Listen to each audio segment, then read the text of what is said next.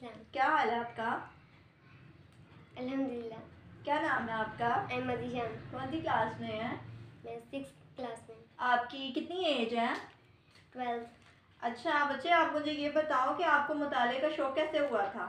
मेरी टीचर मुझे मैगज़ीन और बुक्स देती थी, जिसकी वजह से मुझे मुताले का शौक़ पैदा हुआ। आपने कौन सी उम्र में पहली दफ़ा कहानी सुनी थी या पढ़ी थी? मैंने 9 साल की। पढ़ी थी या सुनी थी? पढ़ी थी। ठीक है। आपको किस टाइप की कहानियाँ पढ़ना पसंद है? मुझे परियों। परियों की, ओके।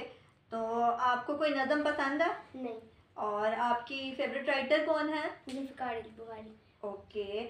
और क्या आप रिसाले के सर्वर पे आना चाहोगे? जी। और इससे पहले कभी आप किसी मैगजीन में आए हो? नहीं। क्या आपने कभी कोई कहानी लिखी है? जी, लिखी है।